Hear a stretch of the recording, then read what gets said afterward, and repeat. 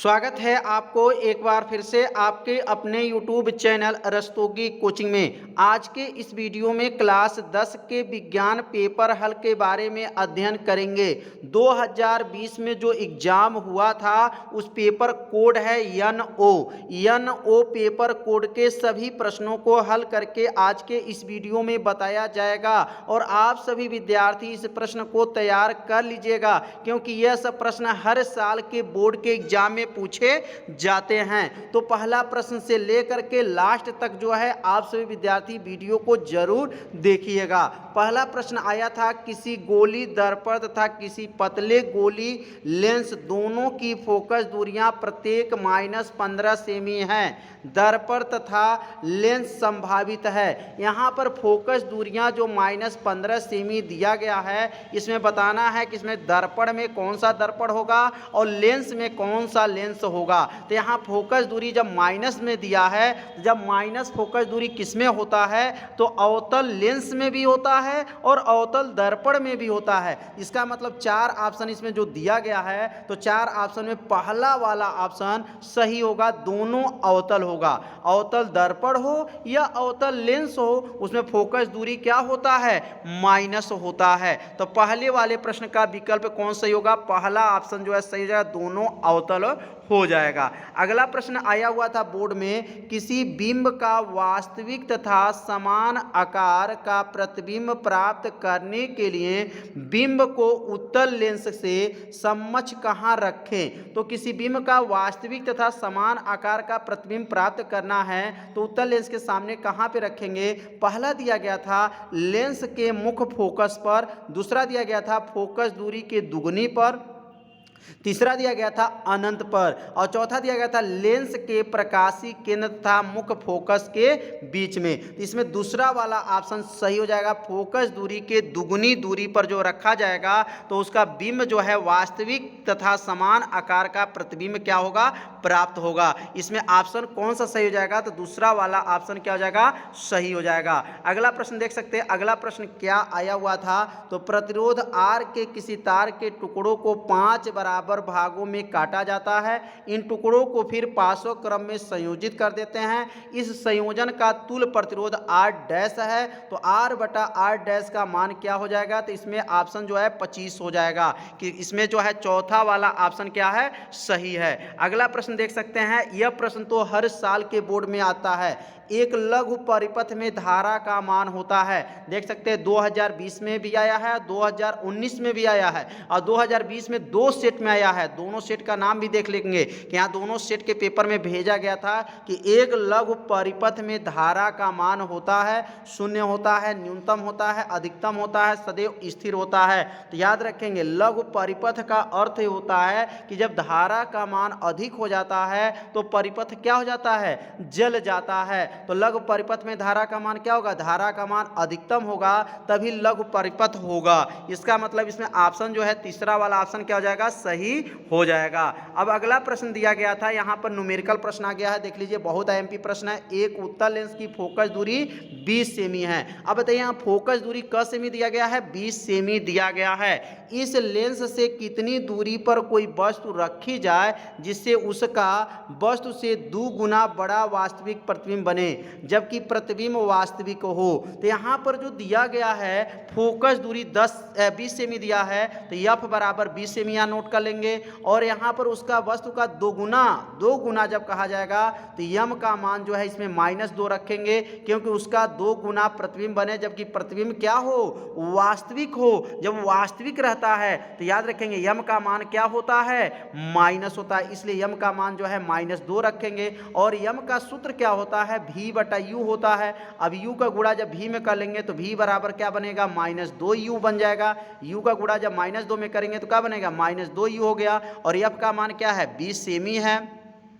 अब इसका लेंस का जो सूत्र होता है, तो लेंस का सूत्र आपसे विद्यार्थी जानते होंगे, 1/v माइनस 1/u बराबर 1/f हो जाएगा। अब यहाँ v का मान कितना है, तो v का मान -2u है। अब v के स्थान पे क्या लिखेंगे, यहाँ पर -2u हो जाएगा और 1/v है। अब यहाँ v के जगह पे ये v जो है यहाँ देख रहे हैं, तो ये v नहीं रहेगा, यहाँ पे याद रखेंगे u रहेगा। क्या रहेगा, u रहेगा। अब यहाँ पर -1 और माइनस यहाँ देखेंगे हर बराबर नहीं है। अब इन दोनों का जब एलसीएम ले लेंगे तो क्या बनेगा, नीचे 2u बन जाएगा, ऊपर यहाँ पे हो जाएगा -1 और -2 बनेगा, मिलकर के कितना हो जाएगा, -3 हो जाएगा। तो यह लाइन आप लोग को समझ में आ गया होगा कि -3/u कहाँ से आया। तो यहाँ पर अगर एलसीएम लेंगे या u है, तो जब यहाँ पे 2 से गुणा करेंगे तो ऊपर भी 2 से गुणा कर लेंगे, तो -2 और -1 मिलकर के कितना बन जाएगा, -3 क्या बनेगा, u हो जाएगा। अब यहाँ पर और f का मान क्या दिया गया है, तो f का मान 20 दिया गया था, तो -3/u बराबर 1/20 हो जाएगा। और इसमें कैंची गुणा कर लेंगे, 2u का गुणा करेंगे तो 2u हो गया, 20 × 60 हो जाएगा, -60 हो जाएगा। u बराबर 2 नीचे जाएगा 60 के नीचे, तो 60/2 हो गया। 2 से 60 को काट देंगे, कितना आ जाएगा, 30 जो है आ जाएगा। तो यहाँ पर कैसे इसको हल किया गया है, आप सभी विद्यार्थी अपने कॉपी में पहले इसको नोट करिए, इसको हल करिए और हल करके इसको चेक कर लीजिए जो -30 सेमी आ रहा है कि नहीं आ रहा है। और ये 2020 में यनो पेपर में पूछा गया है। आगे देख सकते हैं कि यहाँ लिख सकते हैं, अतः वस्तु लेंस से 30 सेमी की दूरी पर बनेगा। वस्तु जो है लेंस से कितनी दूरी पर बनेगा, तो 30 सेमी दूरी पर वस्तु जो है उसका प्रतिबिंब बनेगा।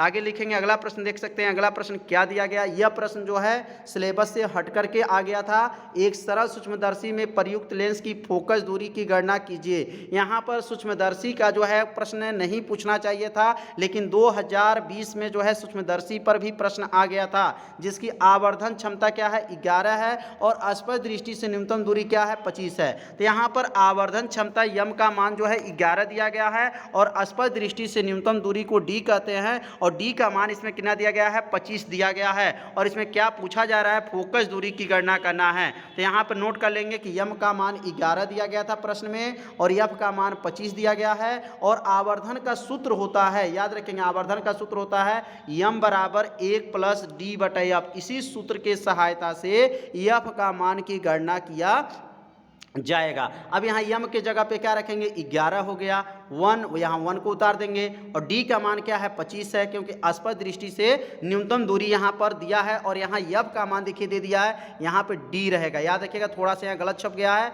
यहाँ डी बराबर जो है 25 सेमी रहेगा। अब यहाँ पर डी के जगह पे क्या रख देंगे, 25 हो जाएगा और यहाँ यफ का मान की गणना करना है। अब यहाँ 1 को पक्षांतर करेंगे तो यहाँ पर क्या होगा, 11 में से 1 घट जाएगा तो क्या बनेगा, 10 हो जाएगा। तो 25/f बराबर 10 हो गया और यफ को यहाँ पर 10 के स्थान पे ले जाइए और 10 को नीचे यफ के पास ला देंगे। तो यहाँ पर जब पक्षांतर कर लेंगे तो यफ बराबर क्या आ जाएगा, 25/10 और 10 से भाग कर देंगे तो 2.5 सेमी हो जाएगा। तो यह सूत्र कौन सा लागू हुआ, तो इसमें सूत्र यम बराबर क्या लागू हुआ है, 1 + d/f फार्मूला का प्रयोग करके यफ का मान की गणना किया गया। तो उम्मीद करते हैं प्रश्न आप लोगों को अच्छे से समझ में आ रहा होगा। तो आप चाहे तो इसे अपने कॉपी में हल करके भी चेक कर लीजिएगा कि यफ का मान जो है 2.5 सेमी कहाँ से आया।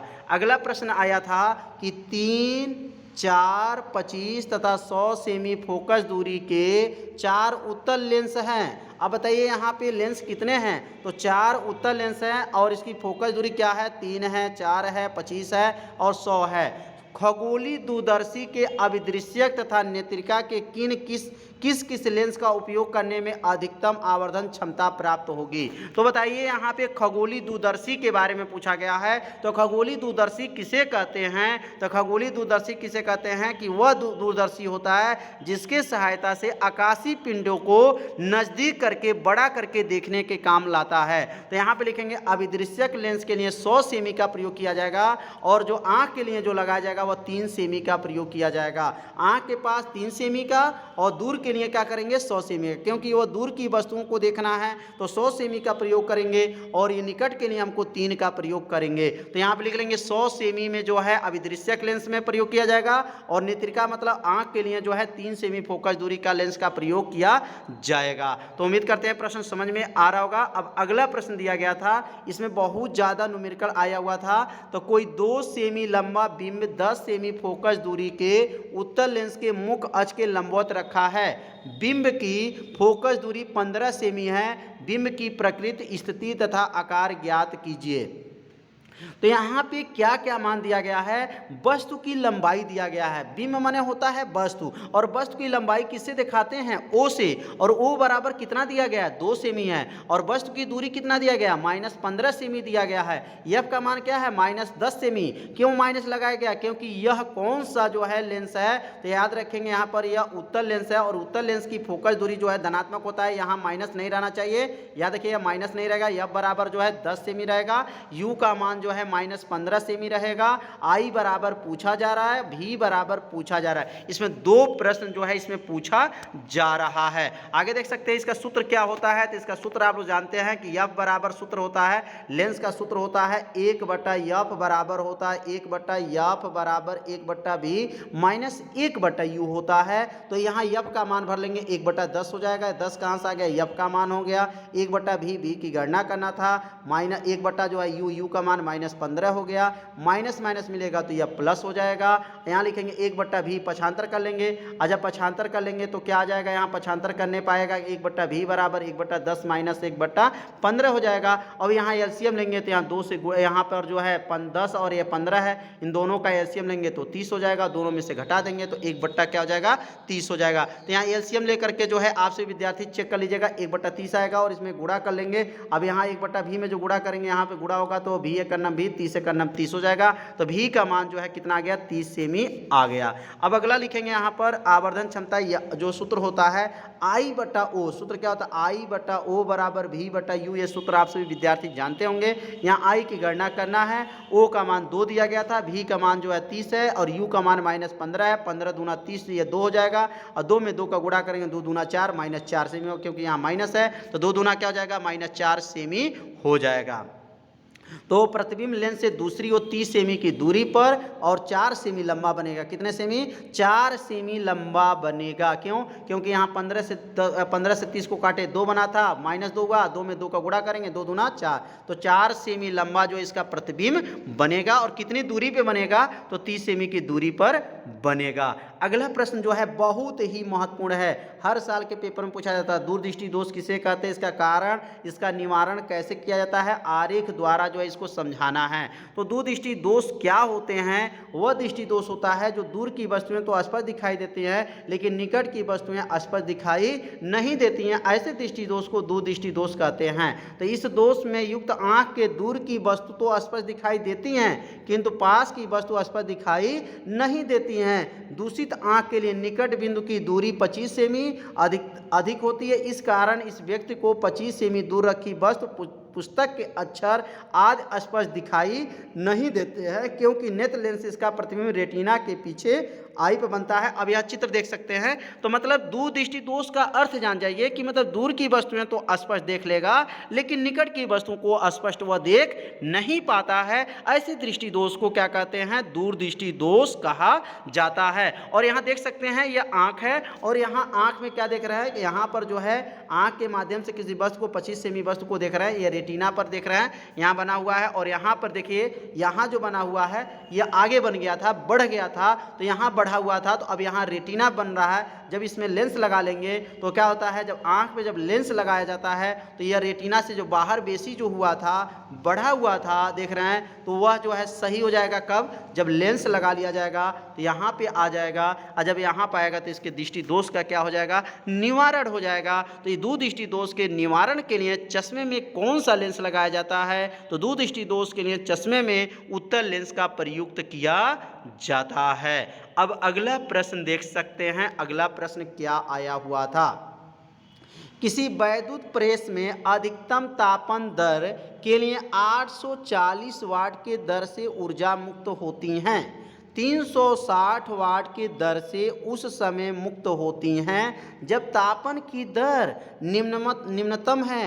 यदि विद्युत आपूर्ति का वोल्टता 220 वोल्ट है तो दोनों प्रकरण में वैद्युत धारा प्रतिरोध का मान का परिकलन कीजिए। तो यहाँ पर क्या क्या मान दिया गया है, तो इसमें दो स्थिति दिया गया है। पहला जो वाट दिया गया है 840 वाट दिया गया है और दूसरा जो वाट दिया गया है वह 360 वाट दिया गया है। और यहाँ वोल्टेज देखा जाए तो दोनों में जो है 220 का वोल्ट दिया गया है। तो यहाँ पे लिखेंगे प्रथम दशा में अगर देखते हैं तो P1 मान लेंगे, P1 बराबर 840 वाट दिया गया था और वोल्ट जो दिया गया है 220 वोल्ट दिया गया था। और द्वितीय दशा में देखेंगे तो P2 का मान 360 वाट दिया गया था और वोल्टेज का मान जो दिया है 220 दिया गया है। और इसमें धारा की गणना करना था और प्रतिरोध की गणना करना है। तो यहाँ पर लिखेंगे प्रथम दशा में वैद्युत धारा, और वैद्युत धारा का सूत्र होता है I1 बराबर हो जाएगा P1/V। और I1 बराबर P1/V जब सूत्र बनेगा तो यहाँ पे जो मान रखेंगे P1 का मान रखेंगे और यहाँ मान रखेंगे वह V का मान रखेंगे। तो 840 जो है P1 का मान आया था और V का मान जो है 220 आया था। जब इसका भाग करेंगे तो 3.8 एम्पियर आ जाएगा। तो I1 कैसे निकला, धारा की गणना करना था, बहुत आसान है। आई का सूत्र आप सभी विद्यार्थी जानते होंगे, P बटा क्या होता है, V होता है। तो यहाँ P1 का मान भर दीजिए और V का मान भर करके भाग दे दीजिए तो किसका मान निकल जाएगा, I1 का मान निकल जाएगा। अब यहाँ प्रतिरोध की गणना करना है तो प्रतिरोध कैसे निकालेंगे, तो प्रतिरोध का सूत्र होता है V² बटा P1, क्योंकि ये R1 है तो ये P1 हो जाएगा। तो यहाँ V का मान 220 गुणे 220 लिख देंगे, दो बार लिखेंगे। और R का मान P1 का मान 840 था, इसका गुणा करके और 840 से भाग कर देंगे तो कितना आ जाएगा, 57.6 ओम आ जाएगा। तो गुणा करके जो है भाग कर दीजिएगा, 57.6 जो है ओम जो है आ जाएगा। तो पहली स्थिति में धारा का मान निकल गया और दूसरी स्थिति में इसी प्रकार सेम निकालेंगे। अब I2 करेंगे और I2 का सूत्र क्या होता है, P2/V हो जाएगा और P2 का मान यहाँ 360 हो जाएगा। अभी जैसे यहाँ P1 था तो ये P2 हो जाएगा, ये V था तो ये V रहेगा।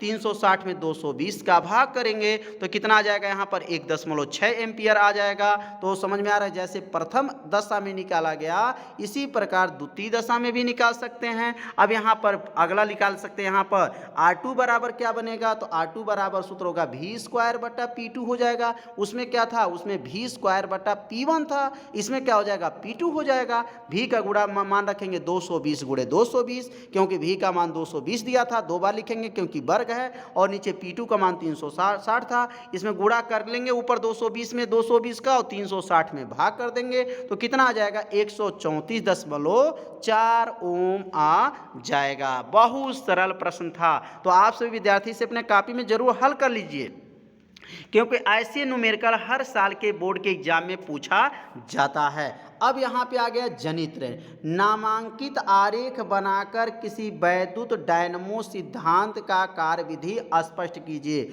और देख सकते हैं 2019 में 2020 में आया है। तो बताना है कि डायनमो जो होता है वह किस सिद्धांत पे कार्य करता है, इसके बारे में बताना है और जो है इसका आरेख भी बनाना है और कार्यविधि को स्पष्ट करना है। तो लिखेंगे जनित्र का सिद्धांत क्या होता है, जब किसी बंद कुंडली को किसी शक्तिशाली चुंबकीय क्षेत्र में तेजी से घुमाया जाता है। तो जनरेटर जो होता है देखे होंगे, वह कुंडली क्या होता है, बंद होता है और उसके अंदर आर्मेचर कुंडली होती है। जब उस आर्मेचर कुंडली को घुमाया जाता है तो उस कुंडली के अंदर चुंबकीय फ्लक्स में परिवर्तन होता है और चुंबकीय फ्लक्स में जब परिवर्तन होता है तो उस कुंडली में एक प्रेरित धारा बहने लगता है और ये धारा तब तक बहता रहता है जब तक चुंबकीय फ्लक्स में क्या होता है, परिवर्तन होता रहता है। यह किनका नियम था, फैराडे के नियम था और फैराडे ने ही जो जनित्र के बारे में उन्होंने बताए थे। आगे लिखेंगे, देखेंगे लिखा गया चुंबकीय फ्लक्स में लगातार परिवर्तन होता रहता है जिसके कारण कुंडली में वैद्युत धारा क्या होती है, बहती है। जब चुंबकीय फ्लक्स में घूमेगा तो उसके अंदर धारा उत्पन्न हो जाएगा और ये धारा कब तक बहता रहता है, जब तक चुंबकीय फ्लक्स में क्या होता है,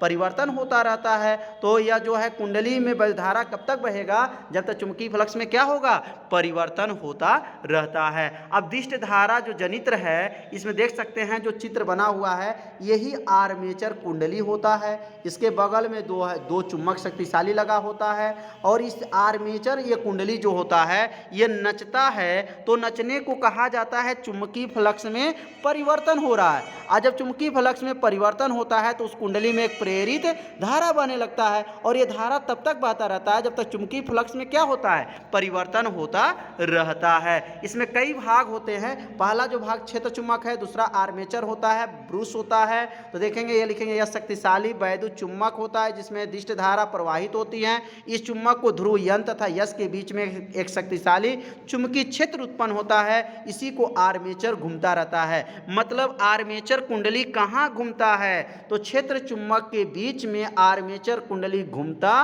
रहता है, चुंबकीय क्षेत्र में इसको घुमाया जाता है। आर्मेचर जो होता है वह कच्चे लोहे का आयताकार फ्रेम तांबे के पृथ्वीकृत तार को लपेटकर कुंडली ABCD से बनाई रहती हैं। तो जो आर्मेचर होता है वह कच्चे लोहे का बना होता है और जो है जैसे हत्था, जल, टरबाइन, डीजल इंजन आदि से उसको घुमाया जाए। मतलब आर्मेचर कुंडली जब तक घूमेगा नहीं तब तक वह धारा उत्पन्न होगा नहीं। तो आर्मेचर कुंडली को घुमाने के लिए आप हत्था का प्रयोग करिए या जल का प्रयोग कीजिए या टरबाइन का प्रयोग कीजिए या डीजल इंजन जो है जैसे पंप सेट हो गया, पंप सेट का प्रयोग करके उसको घुमाया जा सकता है। इसमें क्या लगा होता है, विभक्त वलय लगा होता है। यह धातु का एक वलय रिंग होता है जिसमें दो भाग PQ से विभाजित कर आर्मेचर धुरी से जोड़ दिया जाता है तथा यह आपस में एक दूसरे को पृथक्कृत होते हैं। PQ कुंडली के सिरे A तथा B से जुड़े होते हैं और आर्मेचर के साथ घूमते हैं। तो विभक्त जो वलय होता है, देख सकते हैं यहाँ विभक्त वलय है, इस विभक्त वलय के द्वारा ही तो आर्मेचर कुंडली नचेगा। आर्मेचर कुंडली को नचाने के लिए जो हमारा धुर्रा लगा हुआ है, इस धुर्रा के माध्यम से जो है आर्मेचर कुंडली नचता है। तो उम्मीद करते हैं आप लोगों को समझ में आ रहा होगा। आगे देख सकते हैं विभक्त वलय के बाद से ब्रूस है। ब्रूस जो है ग्रेफाइट के दो ब्रूस यम तथा यन विभक्त वलय के स्पर्श किए रहते हैं और बाह्य परिपथ में धारा को संचरित करते हैं। तो यहाँ पर ब्रूस कहाँ लगा होता है, तो विभक्त वलय के पास जो है ब्रूस लगा होता है। तो उम्मीद करते हैं आप सभी विद्यार्थियों को ये डायनमो जो है आप लोगों को अच्छे से समझ में आ गया होगा। अब आगे देखेंगे अगला प्रश्न क्या आया हुआ था। अगला प्रश्न भी देखिए न्यूमेरिकल ही आया था। अब यहाँ पे क्या क्या प्रश्न है, 2 ओम है, 3 ओम है, 5 ओम के प्रतिरोध श्रेणी क्रम में जोड़ा गया है। किस क्रम में जोड़ा गया है, श्रेणी क्रम में जोड़ा गया है। संयोग के दोनों सिरों पर 30 वोल्ट का विभवांतर लगा है। प्रत्येक प्रतिरोध के सिरों के बीच में विभवांतर ज्ञात कीजिए।